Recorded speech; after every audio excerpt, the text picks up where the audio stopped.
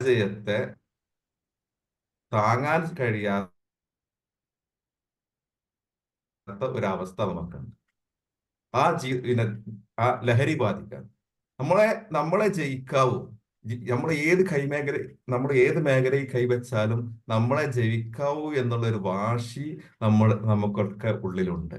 പലപ്പോഴും ന- നമ്മുടെ കുട്ടികളുമായിട്ട് കളിക്കുമ്പോൾ പലപ്പോഴും വിജയം എന്നുള്ളത് നമ്മുടെ കുട്ടികൾക്ക് സാറിന് ഹോസ്റ്റ് ആക്കിയിട്ടുണ്ട്. നിങ്ങൾക്ക് ഇനി സ്ക്രീൻ ഷെയർ ചെയ്യാം.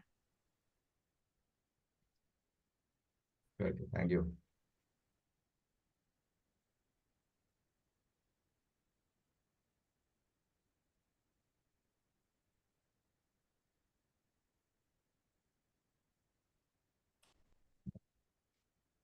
പലപ്പോഴും നമ്മളെ കുട്ടികളുമായിട്ടൊക്കെ കളിക്കുമ്പോൾ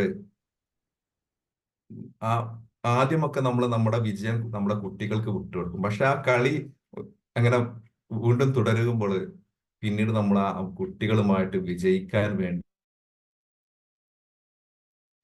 നമ്മൾ വാശി പിടിക്കും. നമ്മളെ വിജയിക്കാവൂ എന്ന് നമ്മൾ വാശി പിടിക്കും. അതുപോലെ നമ്മളെ ഫ്രണ്ട്സുമായിട്ട് ഹോട്ടലിലൊക്കെ കയറുമ്പോൾ നമ്മൾ വിചാരിക്കുന്ന ഹോട്ടലിലേക്ക് കയറാവൂ എന്ന് നമ്മൾ വാശി പിടിക്കുന്ന ആളുകളാണ് നമ്മളൊക്കെ. അഥവാ നമ്മൾ പറഞ്ഞൊരു ഇന്ന ഹോട്ടലിൽ നമ്മൾ കയറണം എന്ന് പറഞ്ഞ് മറ്റുള്ളൊരു മറ്റൊരു സ്നേഹിതന്റെ അഭിപ്രായ പ്രകാരം മറ്റൊരു ഹോട്ടലിൽ കയറി അവിടുത്തെ ഭക്ഷണം മോശമായാൽ അപ്പൊ പറയും, ഞാനപ്പോഴേ പറഞ്ഞില്ല ഇന്ന ഹോട്ടലിൽ നല്ല ഭക്ഷണമാണ് എന്ന് പറഞ്ഞ് പിന്നീട് ഭയങ്കരമായ ക്രിറ്റിസിസ് ആയിരിക്കും. ഇത്തരത്തിൽ വിജയത്തിന്റെ ലഹരി നമ്മളെയൊക്കെ ബാധിച്ചിട്ടുണ്ട്. ഇത്തരത്തിൽ ചെറിയ ചെറിയ ഉദാഹരണങ്ങൾ നമ്മൾ ശ്രദ്ധിക്കുക. നമ്മുടെ ജീവിതത്തിൽ പലപ്പോഴും ഈ വിജയത്തിന്റെ ലഹരി നമ്മെ ബാധിച്ചിട്ടുണ്ട് എന്നുള്ളതാണ്. നമുക്കൊക്കെ അറിയാം.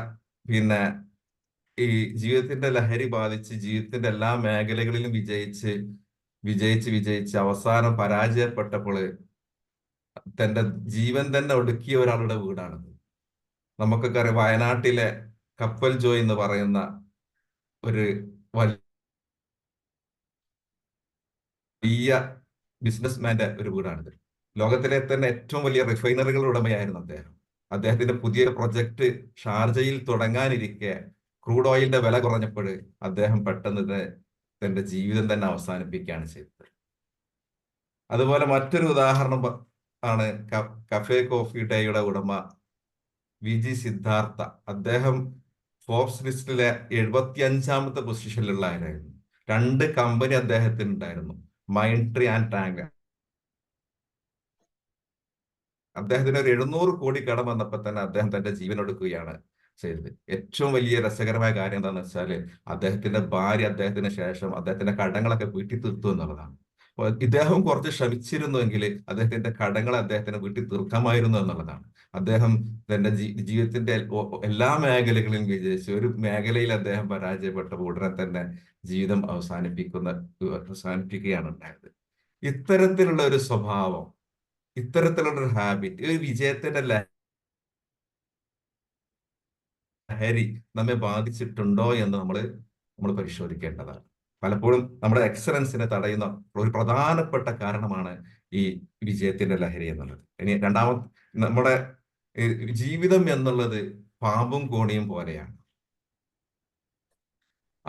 എപ്പോഴും വിജയങ്ങൾ മാത്രമല്ല ഉണ്ടാവുക, പരാജയങ്ങൾ നമ്മുടെ ജീവിതത്തിൽ സംഭവിക്കുമെന്ന് നമ്മളെ വളരെ ചെറുപ്പം മുതൽ തന്നെ പഠിപ്പിക്കുന്ന ഒരു ഗെയിമാണ് ഈ സ്നേക്സ് ആൻഡ് ലേഡർ, ഈ പാമ്പും കോണി. ഈ ഗെയിമിൽ നമ്മൾ ശ്രദ്ധിച്ചിട്ടുണ്ടോ എന്നറിയില്ല. ഈ ഈ ഗെയിമില് കോണികളെക്കാളും കൂടുതലുള്ളത് പാമ്പുകളാണ്. അപ്പോൾ ജീവിതത്തിന്റെ ഏറ്റവും വലിയ മേഖലയിൽ എത്തിയാലും പെട്ടെന്ന് ഒരു പരാജയം സംഭവിക്കാം. 99ലാണ് ഇവിടെ ഒരു പാമ്പുള്ളത്. അപ്പം നമ്മൾ ആ 99ൽ എത്തി നിൽക്കുമ്പോഴും ആ ആ വിജയത്തിൽ നിന്ന് പെട്ടെന്ന് ഒരു പരാജയം സംഭവിക്കാം. പക്ഷെ അത് ജീവിതത്തിന്റെ അവസാനമല്ല എന്ന് നമ്മെ പഠിപ്പിക്കുന്ന ഒരു ഗെയിം. വീണ്ടും കളിച്ച് വീണ്ടും വിജയത്തിലേക്ക് മുന്നേറാൻ നമുക്ക് സാധിക്കും എന്ന് നമ്മെ പഠിപ്പിക്കുന്ന ഒരു ഗെയിമാണ് ഈ ഗെയിം. ഇതുപോലെയാണ് നമ്മുടെ ജീവിതം. അതുകൊണ്ട് തന്നെ ഒരിക്കലും തന്നെ ഒരു പരാജയം എന്നുള്ളത് ജീവിതത്തിന്റെ അവസാനമല്ല. ഇത്തരത്തിലുള്ള ഒരു ലഹരി ഈ ഈ അതുകൊണ്ട് തന്നെ ഈ ഒരു വിജയത്തിന്റെ ലഹരി നമ്മെ ബാധിച്ചിട്ടുണ്ടോ എന്ന് നമ്മൾ ശ്രദ്ധിക്കുക. രണ്ടാമത്തെ ഒരു കാര്യത്തിലേക്കാണ് പോകുന്നത്, സ്പീക്കിംഗ് വെൻ ആംഗ്രി.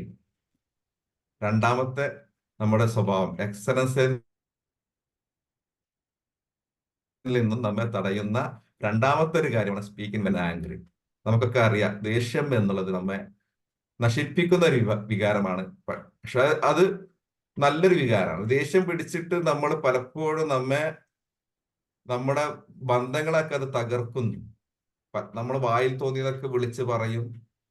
നമ്മുടെ മനസ്സ് പിന്നെ ആ സമയത്ത് നമ്മുടെ പിശാച് നമ്മുടെ നാവിനെ കീഴടക്കുന്നു. നമ്മൾ വായിൽ തോന്നിയതൊക്കെ വിളിച്ചു പറയുന്നു. പിന്നീട് അത് നമുക്കൊരു മനസ്താപം ഉണ്ടാവാൻ കാരണമായി തീരുന്നു. ദേഷ്യം പിടിക്കുന്ന സമയത്ത് നമ്മുടെ വായിൽ നിന്ന് വരുന്നത് നമ്മുടെ കൺട്രോളിൽ നിന്നല്ല വരുന്നത്. അതുകൊണ്ട് തന്നെ നമ്മൾ സംസാരിക്കുന്ന സമയത്ത് ദേഷ്യം പിടിക്കുക എന്നുള്ളത് നമ്മുടെ എക്സലൻസിൽ നിന്നും നമ്മെ തടയുന്ന ഒരു കാര്യമാണ്. പലപ്പോഴും ദേഷ്യം എന്നുള്ളത് നല്ലൊരു വികാരം തന്നെയാണ്. അത് ചീത്ത വികാരമല്ല. പക്ഷെ അത് പലപ്പോഴും അതിന്റെ കൃത്യമായ സമയത്ത് കൃത്യമായ രീതിയിലാണ് നമ്മൾ ദേഷ്യം പിടിക്കേണ്ടത്. പലപ്പോഴും ഈ ഒരു കഥ നമ്മൾ കേട്ടിട്ടുണ്ടാവും. ഈ ദേഷ്യം എന്നുള്ളത് നമ്മെ നശിപ്പിക്കുന്ന ഒരു വികാരമാണ്. ഈ ഒരു പാമ്പ് സഞ്ചരിച്ചു കൊണ്ടിരിക്കുമ്പം ഈർച്ചവാളിൽ അതിന്റെ ശരീരം തട്ടി. പാമ്പ് എന്ത് ചെയ്തു? പാമ്പിന്റെ സ്വഭാവം അനുസരിച്ച് പാമ്പ് ആ ഈർച്ചവാളിലെ ഒന്ന് ചുറ്റി വരിഞ്ഞ്, അങ്ങനെ ഈർച്ചവാളിൽ ചുറ്റി വരിഞ്ഞു കഴിഞ്ഞാൽ സ്വാഭാവികമായിട്ടും അതിന്റെ ജീവിതം നശിക്കും. ഇതുപോലെ തന്നെയാണ് ജീവിതം ദേഷ്യം നമ്മെ പിന്നെ നശിപ്പിക്കുന്ന ഒരു വികാരമാണ്. അരിസ്റ്റോട്ടലിന്റെ ഒരു കോട്ടുണ്ട്, നമ്മൾ ദേഷ്യം എന്നുള്ള നല്ല വികാരമാണ്. Anybody can become angry. ആർക്കും ദേഷ്യം പിടിക്കാൻ പറ്റും. That is easy. ഇത് വളരെ ഈസിയാണ്. But to be angry with the right person, വളരെ ശരിയായ വ്യക്തിയോട്, and to the right degree, വളരെ ശരിയായ അളവിൽ, ആൻഡ് ദ റൈറ്റ് ടൈം, വളരെ ശരിയായ ടൈമിൽ, ആൻഡ് ദ റൈറ്റ് പർപ്പസ്, ശരിയായ ആവശ്യത്തിന് വേണ്ടി. ദേഷ്യം പിടിക്കരുത് എന്നല്ല, നമ്മളൊരു നല്ലൊരു ദേഷ്യം പിടിക്കേണ്ട ഒരു സന്ദർഭം ഉണ്ടായി ദേഷ്യം പിടിക്കുന്ന വേണം. ആൻഡ് ദ റൈറ്റ് വേ, അത് ശരിയായ രീതിയിലൂടെ ദേഷ്യം പിടിക്കുക എന്നുള്ളത് എല്ലാവരുടെയും, that is not within everybody's വർ, അത് എല്ലാവർക്കും സാധിക്കുന്ന ഒരു കാര്യമല്ല. അത് ഈസിയുമല്ല.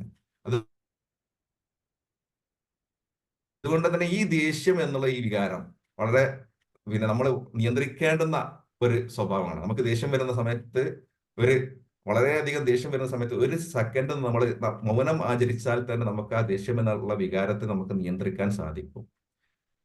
അല്ലെങ്കിൽ നമുക്കൊരു ഗ്ലാസ് വെള്ളം കുടിച്ചാൽ തന്നെ നമുക്ക് നമ്മുടെ ദേഷ്യത്തെ നിയന്ത്രിക്കാൻ സാധിക്കും. നമ്മൾ രാവിലെ തന്നെ മെഡിറ്റേഷനിലൂടെ നമ്മൾ ഇന്നത്തെ ഈ ലൈഫ് നമ്മൾ ആരംഭിച്ചത്. ഈ മെഡിറ്റേഷൻ എന്നുള്ള ഈ സ്വഭാവം നമ്മുടെ ദേഷ്യത്തെ ഇല്ലാതാക്കുന്ന വളരെ നല്ലൊരു കാര്യമാണ്. ഞാൻ ഭയങ്കരമായിട്ട് ദേഷ്യമുള്ള ഒരു വ്യക്തിയായിരുന്നു. പക്ഷേ ഇത്തരത്തിലുള്ള പ്ലാറ്റ്ഫോമുകളിലൂടെ മെഡിറ്റേഷനിലൊക്കെ പ്രാക്ടീസ് ചെയ്ത് എൻ്റെ ദേഷ്യത്തെ ഞാൻ കൺട്രോൾ ചെയ്യാൻ എനിക്ക് സാധിച്ചിട്ടുണ്ട് എന്നുള്ളതാണ്. അതുകൊണ്ട് ഈ ഒരു വികാരം, നമ്മൾ സംസാരിക്കുമ്പോൾ ദേഷ്യം പിടിക്കുക എന്നുള്ള ഈ ഒരു വികാരം നമ്മെ എക്സലൻസിൽ നിന്നും തടയുന്ന ഒരു കാര്യമാണ്. അതുകൊണ്ട് തന്നെ ഇത്തരത്തിലുള്ള ഒരു വികാരം ഒരു ഹാബിറ്റ് നമ്മളിൽ ഉണ്ടോ എന്ന് നാം പരിശോധിക്കേണ്ടതാണ്.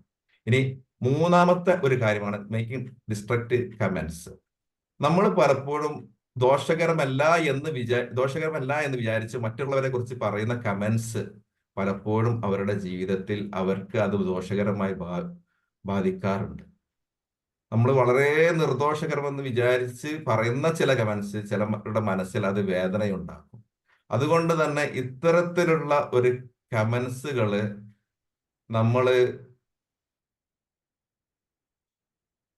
ആരെക്കുറിച്ചും എന്ത് കമന്റ്സ് പറയുമ്പോൾ നമ്മളൊന്ന് ശ്രദ്ധിച്ചിട്ടേ കമന്റ്സ് പറയാറുള്ളൂ. ഇന്ന് ഏറ്റവും കൂടുതൽ കമന്റ്സ് നമ്മുടെ സോഷ്യൽ മീഡിയ പ്ലാറ്റ്ഫോമുകളിൽ ഏറ്റവും കൂടുതൽ കമന്റ്സ് നമ്മൾ ചെയ്തുകൊണ്ടിരിക്കുന്നത്, ഇതുപോലുള്ള കമന്റ്സ് നമ്മൾ ചെയ്തുകൊണ്ടിരിക്കുന്നു.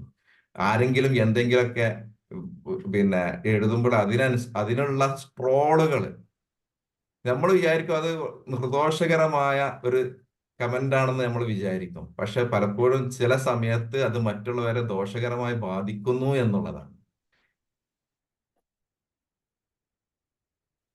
അതുകൊണ്ട് തന്നെ ഇത്തരത്തിലുള്ള ഒരു കമന്റുകള് നമ്മുടെ ജീവിതത്തിൽ നിന്നും ഒഴിവാക്കണം. ഒരു ചെറിയ വീഡിയോ കാണിക്കാം. നമ്മൾ വളരെ ചെറുപ്പത്തിൽ തന്നെ കേട്ട ഒരു കമന്റ് അദ്ദേഹത്തിന്റെ ജീവിതത്തിൽ അങ്ങനെ ബാധിച്ചു എന്നുള്ളതാണ്. ഒരു ചെറിയ വീഡിയോ കേൾക്കുന്നുണ്ടോ? സൗണ്ട് കേൾക്കുന്നുണ്ട്. കുട്ടിക്ക് എന്താ ഇംഗ്ലീഷ് വായിക്കാൻ അറിയില്ലേ? അയ്യോ മിസ്സേ വിളിക്കല.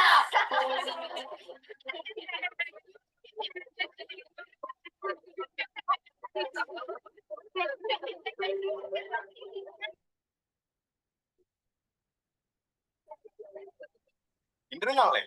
ആ, കണ്ടപ്പോഴേ തോന്നി. ഞാൻ അവിടുത്തെ പ്യൂണാ. എവിടുന്നാ?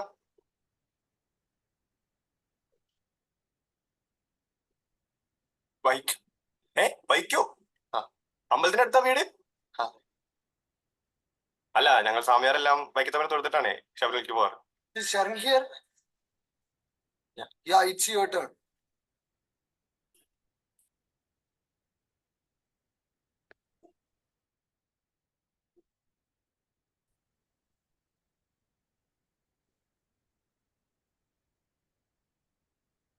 സകല ദൈവങ്ങളെയും മനസ്സിൽ ധ്യാനിച്ച് ഞാൻ ആ ഇന്റർവ്യൂ റൂമിലേക്ക് ചെന്നു.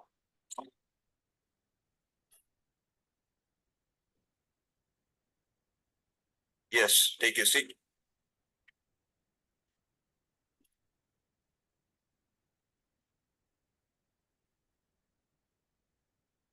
Introduce yourself.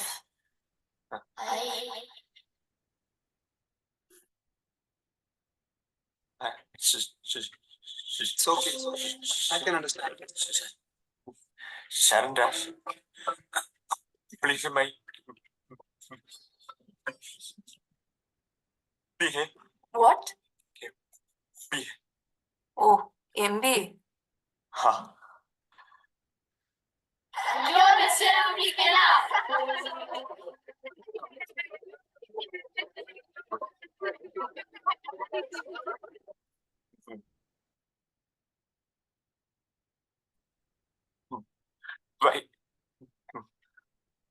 സാരില്ല, പേടിക്കണ്ട, പറഞ്ഞോളൂ.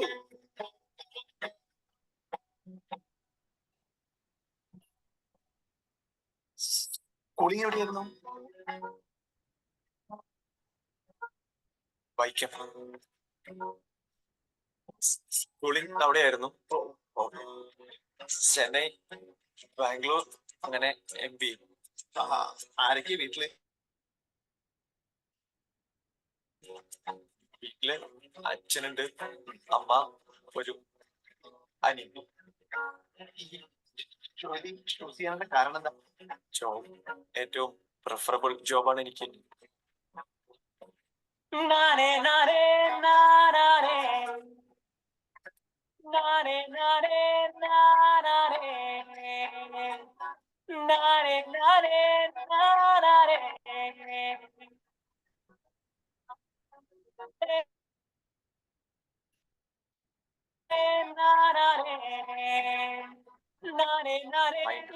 ഇറങ്ങുമ്പോൾ ജോലി കിട്ടുമോ ഇല്ലയോ എന്നൊന്നും ആയിരുന്നില്ല എന്റെ ചിന്ത, മറിച്ച് ലോകം കീഴടക്കി സന്തോഷമായിരുന്നു.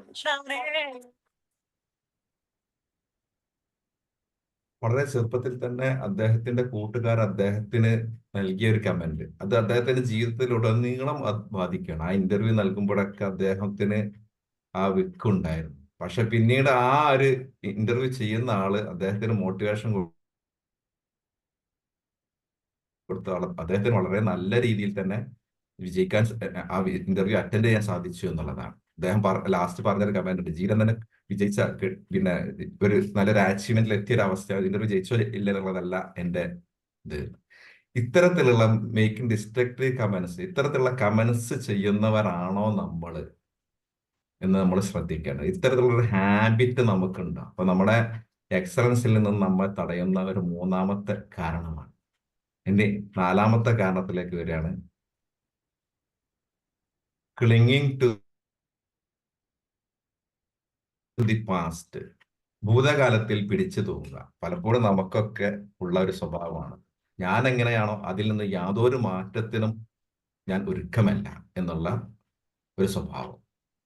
അപ്ഡേറ്റ് ചെയ്യാൻ നമ്മൾ തയ്യാറാവുന്നില്ല. ഇന്ന് ലോകം ഓരോ നിമിഷവും അപ്ഡേറ്റ് ചെയ്തുകൊണ്ടിരിക്കുകയാണ്. പക്ഷെ നമ്മൾ അപ്ഡേറ്റ് ചെയ്യാൻ തയ്യാറാവുന്നില്ലെങ്കിൽ നമ്മൾ ഔട്ട്ഡേറ്റഡ് ആയി പോകും. നമ്മ നമുക്കൊക്കെ അറിയാം, ഇദ്ദേഹത്തെ നമുക്കൊക്കെ അറിയാം, ഇലോൺ മാസ്ക്. അദ്ദേഹമാണ് പിന്നെ ഏറ്റവും കൂടുതൽ ലോകം സഞ്ചരിക്കുന്നതിന് മുമ്പ് തന്നെ അപ്ഡേറ്റഡ് ആവുന്ന ഏറ്റവും വലിയ ഉദാഹരണമാണ് ഇലോൺ മാസ്ക്. അദ്ദേഹം സ്പേസ് എക്സ് എന്നുള്ള കമ്പനിയുടെ സിഇഒ ആണ്. അതുപോലെ ടെസ്ല എന്ന നമുക്കൊക്കെ അറിയാം ആ ഇലക്ട്രിക് കാറ്, നമ്മളൊക്കെ ചിന്തിക്കുന്നതിന് മുമ്പ് ഇലക്ട്രിക് കാറ് നിരത്തിൽ ഇറക്കിയ ഒരു വ്യക്തിയാണ്. അതേപോലെ അദ്ദേഹം സോളാർ സിറ്റി ഡിസൈൻ ചെയ്തിട്ടുണ്ട്. പിന്നെ ടാക്സ് ടാക്സി റോക്കറ്റ്. ഇപ്പൊ അദ്ദേഹത്തിന്റെ ദൗത്യം എന്നുള്ളത് ചൊവ്വയിലേക്ക് മനുഷ്യരെ കൊണ്ടുപോകുക എന്നുള്ളതാണ്. ഇത്തരത്തിൽ കാലത്തിന് മുമ്പേ സഞ്ചരിക്കുന്ന ഒരു വളരെ വളരെ വലിയൊരു വ്യക്തിയാണ് ഇലോൺ മാസ്ക്. അപ്പൊ ഇത്തരത്തിൽ നമ്മൾ ഈ ഇലോൺ മാസ്കിനെ പോലെ നമ്മളും കാലത്തിന് അനുസരിച്ച് അപ്ഡേറ്റഡ് ആയിക്കൊണ്ടേയിരിക്കണം. ഇപ്പോൾ AI എന്നുള്ള ആർട്ടിഫിഷ്യൽ ഇന്റലിജൻസിന്റെ കാലമാണ്. നമ്മൾ ഈ AI നമ്മളിലുള്ള ഓരോരുത്തരും സ്വയക്തമാക്കിയില്ലെങ്കിൽ നമ്മൾ ഔട്ട്ഡേറ്റഡ് ആയി പോകും.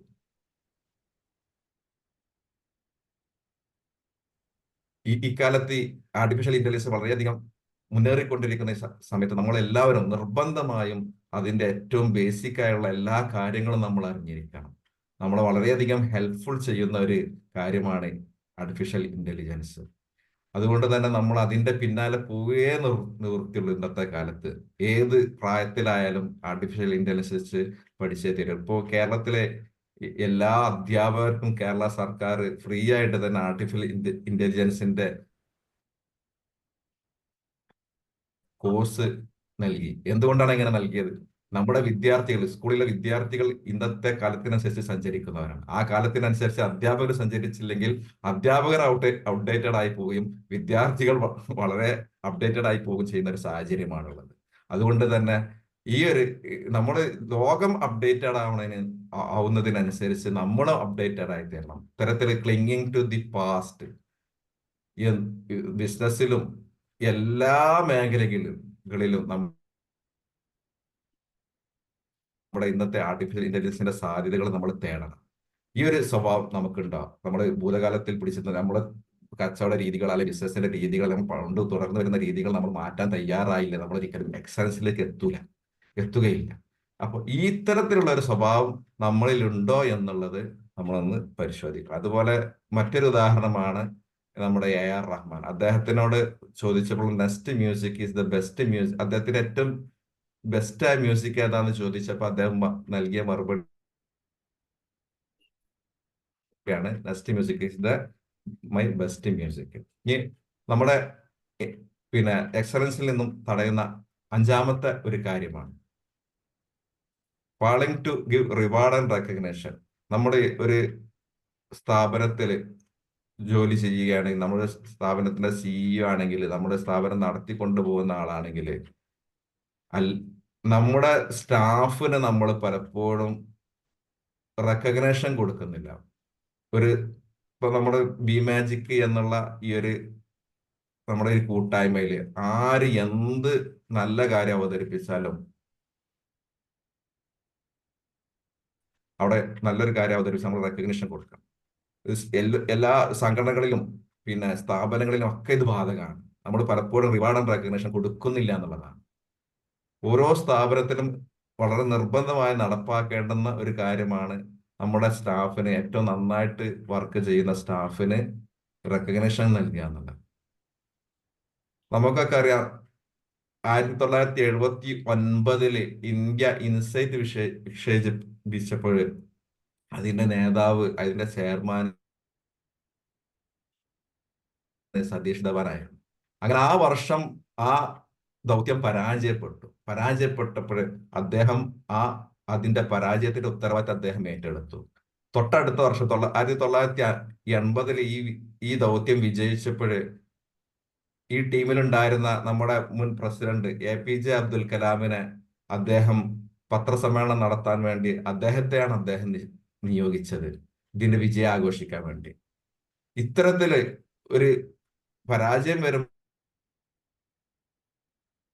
അത് സ്വയം ഏറ്റെടുക്കുകയും വിജയം വരുമ്പോൾ തന്റെ അംഗങ്ങൾക്ക് റെക്കഗ്നേഷൻ കൊടുക്കുകയും ചെയ്യുന്ന ഒരു സ്വഭാവം നമ്മളിലൊക്കെ ഉണ്ടായിരിക്കേണ്ടതാണ്. ഇത്തരത്തിൽ നമ്മുടെ സ്റ്റാഫിന് ഇപ്പൊ ഒരു സ്ഥാപനത്തിലാവട്ടെ, പിന്നെ സ്റ്റാർ ഓഫ് ദി മന്ത്, ഇത്തരത്തിലുള്ള റെക്കഗ്നേഷനുകൾ നമ്മൾ നിർബന്ധമായും ഏർപ്പാട് ചെയ്യേണ്ടതാണ്. ഇത്തരത്തിൽ നമ്മുടെ ജീവിതത്തിൽ ഇത്തരത്തിലൊരു സ്വഭാവം, നമ്മുടെ ഒരു നല്ല റെക്കഗ്നേഷൻ കൊടുക്കുന്ന, റിവാർഡ് കൊടുക്കുന്ന ഒരു സ്വഭാവം ഇല്ലേ എന്ന് നമ്മൾ ചിന്തിക്കേണ്ടതാണ്. 5 കാര്യങ്ങളാണ് ഞാൻ പറഞ്ഞത്. കൂടുതൽ സമയമില്ലാതെ തോന്നുന്നുണ്ട്, അതുകൊണ്ട് തന്നെ അതിന്റെ എൻഡിലേക്ക് പോവാണ്. പിന്നെ എൻ്റെ 10ഓളം കാര്യങ്ങളുണ്ട്. ഒരു റീക്യാപ്പിലേക്ക് പോവുകയാണ്. പിന്നെ അരമണിക്കൂറാണ് എൻ്റെ സമയം. പിന്നെ അതുകൊണ്ട് തന്നെ 5 കാര്യങ്ങളാണ് ഞാൻ പറഞ്ഞത്. ഒന്ന്, being too addicted to winning, വിജയത്തിന്റെ ലഹരി ബാധിക്കുക എന്നുള്ളത് നമ്മുടെ എക്സലൻസിന് തടയുന്ന കാര്യമാണ്. ജീവിതത്തിന്റെ ലഹരി ബാധിക്കുക എന്നുള്ളത്. രണ്ടാമത്തെ കാര്യം, സ്പീക്കിംഗ് വെൻ ആംഗ്രി. മൂന്നാമത്തെ കാര്യം പറഞ്ഞിട്ടുള്ള വിത്ത് ഹോൾഡിംഗ് ഇൻഫർമേഷൻസ്,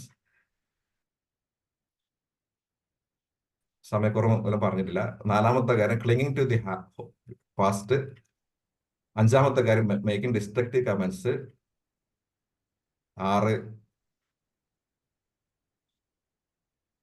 8മത്തെ കാര്യമാണ് പിന്നെ പറഞ്ഞത് ഫാളിംഗ് ടു ഗിവ് റെക്കഗ്നേഷൻ. എന്തായാലും ഈ 5 സ്വഭാവങ്ങൾ, 10ഓളം സ്വഭാവങ്ങളുണ്ട്. മുഴുവൻ പറയാൻ സമയമില്ലാത്തതുകൊണ്ട് തന്നെ പിന്നീട് ഒരിക്കൽ പറയാം. പിന്നെ ഇത്തരത്തിലുള്ള ഈ സ്വഭാവങ്ങൾ നമ്മളിലൊക്കെ ഉണ്ടോ എന്ന് നമ്മൾ പരിശോധിക്കുക. പലപ്പോഴും മനുഷ്യന് most of us are not aware to our biggest shortcomings. നമ്മൾ നമ്മുടെ ഷോർട്ട് കമ്മിങ്സുകൾ, നമ്മുടെ വീക്ക്നെസ്സുകൾ നമ്മൾ അറിയുന്നില്ല എന്നുള്ള. നമുക്കുള്ള വീക്ക്നെസ്സുകളും നമ്മുടെ ഷോർട്ട് കമ്മിങ്സും ഒക്കെ നമ്മൾ അറിഞ്ഞിരിക്കണം. നമ്മൾ നമ്മളെ കുറിച്ച് തന്നെ അറിഞ്ഞിരിക്കണം. നമ്മൾ നമ്മുടെ സ്ട്രെങ്ത്തും നമ്മുടെ വീക്ക്നെസ്സും നമ്മുടെ ഓപ്പർച്യൂണിറ്റീസും നമ്മുടെ ചാലഞ്ചസും ത്രെറ്റ്സും നമ്മുടെ സോട്ട് വളരെ വലിയൊരു വിഷയമാണ്. ആ സോട്ട് നമ്മൾ അറിഞ്ഞിരിക്കണം എന്നുള്ളതാണ്. നമ്മുടെ ഇൻപെർഫെക്ഷൻസ് എന്തൊക്കെയാണ്, നമ്മുടെ എഫിഷ്യൻസീസ് എന്തൊക്കെയാണ് നമ്മൾ പലപ്പോഴും അറിയുന്നില്ല എന്നുള്ളതാണ്. ഇതൊക്കെ ഓരോരുത്തരുടെയും ബാധ്യത. നമ്മൾ അത് അറിഞ്ഞിരിക്കുമ്പോഴാണ് നമുക്ക് ജീവിതത്തിൽ എക്സലൻസ് നേടാൻ സാധിക്കുക. നമ്മുടെ വീക്ക്നെസ് അറിയുമ്പോഴാണ് ആ വീക്ക്നെസ് നമുക്ക് സ്ട്രെങ്ത് ആക്കി മാറ്റാൻ സാധിക്കുക. നമ്മളൊക്കെ ജനിച്ചത് പിന്നെ വളരെയധികം കഴിവുള്ള മനുഷ്യരാണ്. നമ്മൾ ഇൻബോൺ ആയിട്ട് പലവിധ കഴിവുകളുമുള്ള മനുഷ്യരായിട്ടാണ് ഓരോരുത്തരും ജനിച്ചത്. പക്ഷെ ആ കഴിവുകൾ പലപ്പോഴും നമ്മൾ കണ്ടെത്തുന്നില്ല എന്നുള്ളതാണ്. നമുക്കൊക്കെ ചിറകുകളുണ്ട്, പക്ഷെ നമുക്കൊന്നും ആ ചിറകുകൾ ഉപയോഗിച്ച് നമ്മൾ പറക്കാൻ വേണ്ടി നമ്മൾ പഠിക്കണം. നമ്മുടെ ഉള്ളിലുള്ള അനന്തമായ കഴിവുകൾ നമ്മൾ കണ്ടെത്തണം. നമ്മൾ നമ്മളെ തന്നെ ഡിസ്കവർ യുവർ സെൽഫ്. നമ്മൾ വിജയിക്കാൻ വേണ്ടി, നമ്മൾ എക്സലൻസിലേക്ക് എത്താൻ വേണ്ടി നമ്മൾ നമ്മളെ തന്നെ കണ്ടെത്തണം. അങ്ങനെ കണ്ടെത്തുമ്പോഴാണ് നമ്മൾ എക്സലൻസിലേക്ക് എത്തുക.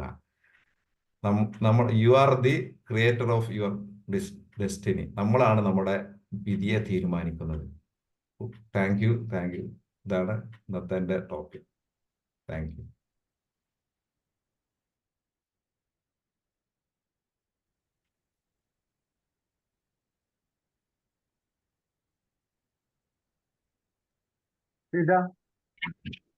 Yes, okay. Thank you Naufal sir. Thank you so much.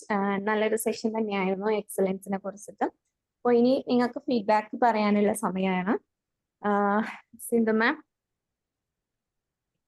Hello sir, നല്ലൊരു ക്ലാസ് ആയിരുന്നു. ഞാനൊരു സാറിന്റെ ക്ലാസ്സിൽ നിന്ന് എനിക്ക് മനസ്സിലായത് ഒരു കാര്യം എന്താണെന്ന് വെച്ചാല്, ഇപ്പൊ ആ കുട്ടീനെ സ്കൂളിൽ നിന്ന് പഠിക്കുന്ന സമയത്ത് ഇംഗ്ലീഷ് വായിക്കാൻ പറ്റില്ല പറഞ്ഞിട്ട് ആ അധ്യാപിക മാറ്റി നിർത്തുന്നതും അങ്ങനെയുള്ള ഒരു അനുഭവം ഞാൻ പറയട്ടെ. ഹലോ, ഓഡിബിൾ അല്ലേ? ഓഡിബിൾ ആണ്. എന്റെ മകള് ഫിറ്റ്സ് വന്നൊരു കുട്ടിയായിരുന്നു. അപ്പൊ സ്കൂളിൽ പോണ സമയത്ത് വീട്ടിൽ നിന്ന്, ഞാൻ അംഗൻവാടി ടീച്ചറാ, അപ്പൊ വീട്ടിൽ നിന്ന് മോള് പ്രായപൂർത്തിയായതിനു ശേഷമൊക്കെ എനിക്കിങ്ങനെ 12 വയസ്സിൽ തന്നെ പ്രായപൂർത്തിയാവും ചെയ്തു. വീട്ടിലിരുത്തേക്ക് ഭയങ്കര ബുദ്ധിമുട്ട്. വീട്ടിലാരും ഇല്ല. എങ്ങനെയെങ്കിലും ഇവള് സ്കൂളിൽ പോകണം. തീരെ സ്കൂളിൽ പോകാൻ കൂട്ടാക്കില്ല. അങ്ങനെ ബുദ്ധിമുട്ടിയിട്ടൊക്കെയാണ് ഞാൻ പറഞ്ഞയക്കുക. അതിന് സ്കൂളിൽ പോക്ക് തുടങ്ങിയ ശേഷം പിന്നെ ചെറിയ സ്കൂളിൽ നിന്നൊക്കെ ടീച്ചേഴ്സ് ഭയങ്കര സപ്പോർട്ടിങ് ആയിരുന്നു. അപ്പൊ അവൾക്ക് ഭയങ്കര ഇഷ്ടമായിരുന്നു സ്കൂളിൽ പോകാൻ. ഹൈസ്കൂളിൽ എത്തിയ സമയത്ത് അവൾക്ക് പോവാൻ ഭയങ്കര മടിയായി. വീട്ടിൽ നിന്ന് എന്നും എൻ്റെ അടുത്ത് അടി കിട്ടും, പോവാൻ കൂട്ടാക്കില്ല, അങ്ങനെയായിട്ട് ഞാൻ പറഞ്ഞയക്കും. പക്ഷെ സ്കൂളിൽ ചെന്ന് കഴിഞ്ഞാല് അവളെ ക്ലാസ് ടീച്ചർ ഭയങ്കര മോശമായിട്ട് മോളോട് പെരുമാറിയിരുന്നു. കാരണം അവൾക്ക് എഴുതാനൊന്നും അങ്ങനെ പറ്റിയിരുന്നില്ല, വായിക്കാനൊന്നും പറ്റിയിരുന്നില്ല.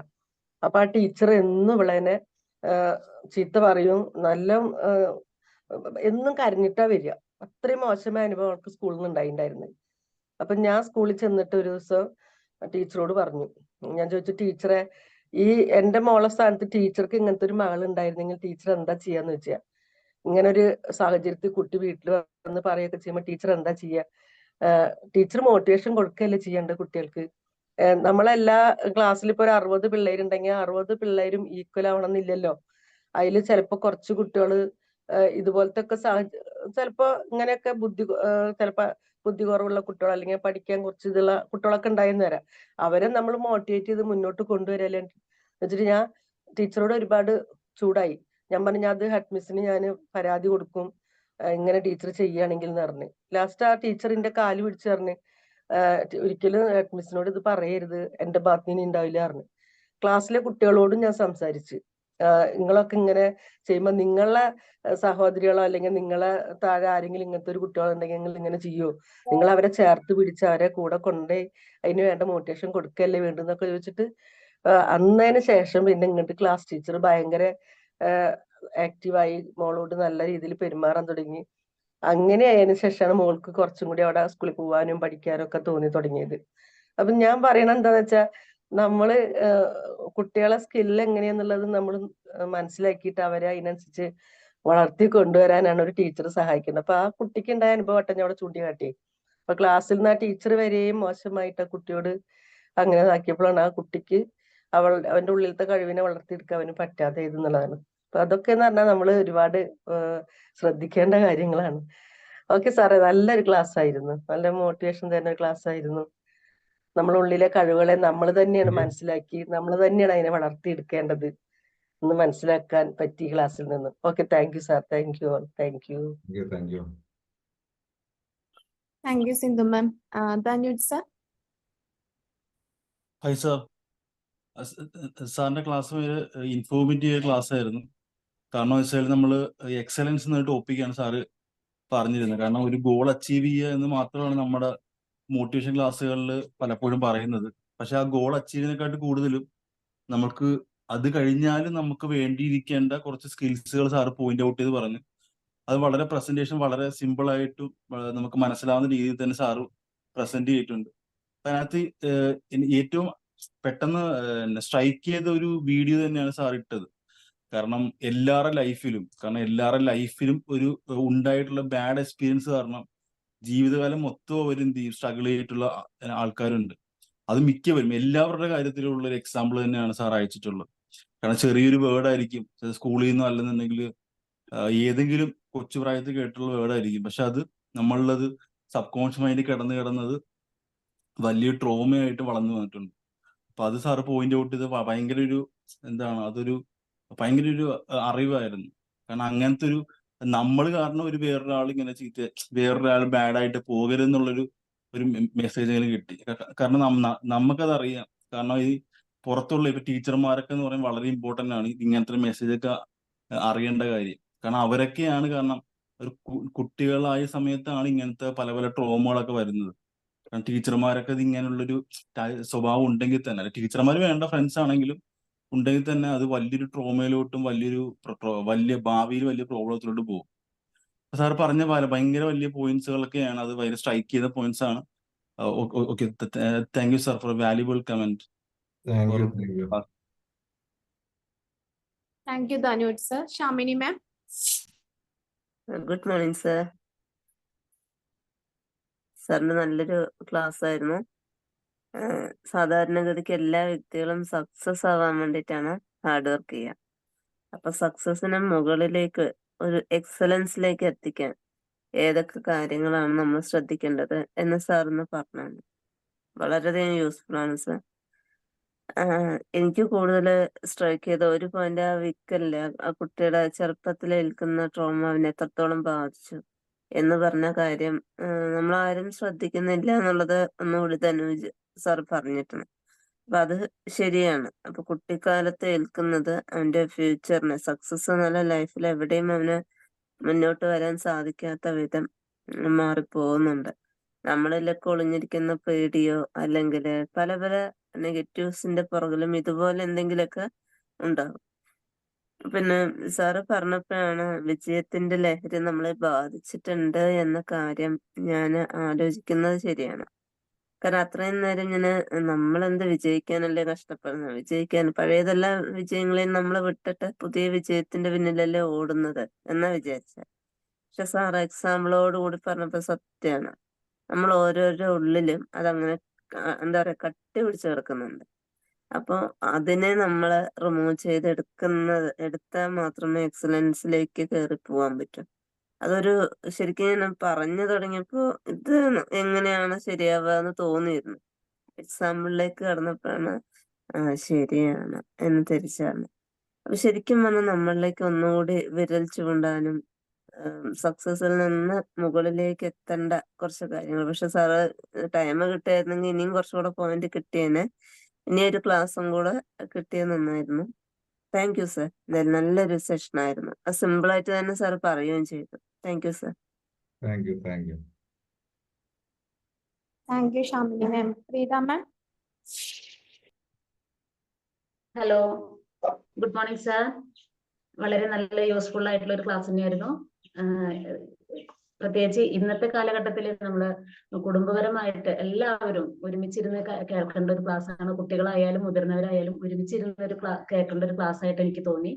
വളരെയധികം ഇപ്പൊ നടന്നുകൊണ്ടിരിക്കുന്ന ഒരു കാര്യമാണ് ഇതുപോലെ മറ്റുള്ള ആളുകളെ കുറ്റപ്പെടുത്തുക എന്നുള്ള ഒരു കാര്യം. അതായത് അവരുടെ ഒരു നേരം പോക്ക് എന്നുള്ള അങ്ങനെ തന്നെ പറയണം. കുട്ടികളായാലും വലിയ ആളുകളായാലും പറയുന്നത് കേട്ടിട്ടുണ്ട്. എന്തായാലും നമ്മുടെ ഉള്ളിലുള്ള കഴിവുകളെ നമുക്ക് പുറത്തേക്ക് എടുക്കണം എന്നുണ്ടെങ്കിൽ ചെറിയൊരു സപ്പോർട്ട് നമുക്ക് അത്യാവശ്യമാണ്. അത് നമ്മുടെ ഇപ്പൊ നമ്മൾ ബി മാജിക്കിൽ വന്നതിന് ശേഷമാണ് നമുക്ക് ഇത്തരത്തിലുള്ള ക്ലാസ്സുകൾ കേൾക്കുമ്പോഴാണ് നമുക്ക് എന്തെല്ലാം കാര്യങ്ങളാണ് ഇനിയും കൂടുതൽ പഠിക്കാൻ കിടക്കുന്നത് എന്നുള്ളതാണ് മനസ്സിലാക്കാൻ കഴിയുന്നത്. സാർ കുറച്ച് സമയം കൊണ്ട് തന്നെ ഇത്രയധികം പോയിന്റുകൾ നമുക്ക് പെട്ടെന്ന് ലളിതമായ രീതിയിൽ മനസ്സിലാക്കാൻ കഴിഞ്ഞു എന്നുള്ളതാണ്. ഇനിയും കൂടുതലായിട്ട് നമുക്ക് അറിയാം. സാർ ഇപ്പൊ അതിൽ 10 പോയിന്റ് സാറ് ചെയ്തിട്ടുണ്ട്. അത് ഇനി ഞങ്ങൾക്ക് ബാക്കിയുള്ള പോയിന്റുകളൂടെയും സാറ് വേറൊരു ക്ലാസ്സിൽ വന്നിട്ട് ഞങ്ങൾക്ക് എടുത്തു തരണം.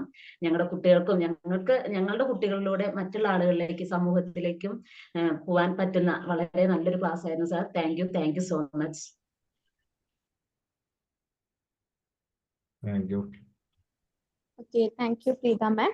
അപ്പോൾ ഓൾമോസ്റ്റ് എല്ലാവരും ഫീഡ്ബാക്ക് പറഞ്ഞിട്ടുണ്ട്.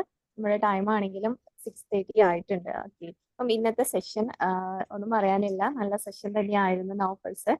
അതുപോലെ തന്നെ നല്ല രീതിയിൽ തന്നെ സർ പ്രസന്റ് ചെയ്തു. എല്ലാവർക്കും നല്ല ഡൗട്ട്സ് ഒന്നും ഇല്ലാത്ത രീതിയിൽ എല്ലാവർക്കും പെട്ടെന്ന് മനസ്സിലാവുന്ന രീതിയിൽ തന്നെ സർ പ്രസന്റ് ചെയ്തിട്ടുണ്ട്. ഈ ഒരു സെഷൻ ഹാൻഡിൽ ചെയ്ത നൗഫൽ സാറിനും അതുപോലെ തന്നെ നമ്മുടെ ഇന്നത്തെ ഈ ഒരു സെഷനിൽ അറ്റൻഡ് ചെയ്ത കമ്മ്യൂണിറ്റി മെമ്പേഴ്സ് എല്ലാവർക്കും ഞാനൊരു താങ്ക് യു പറയാണ്. ഓക്കെ, അപ്പൊ നമ്മുടെ സെഷൻ വൈൻഡ് അപ്പ് ചെയ്യാണ്. So thank you all. Thank you so much. Thank you. Thank you Mufida. Thank you all. Thank you sir. Thank you. ഈ ലഹരി എന്നെയും കുറച്ചൊക്കെ ബാധിച്ചിട്ടുണ്ട്.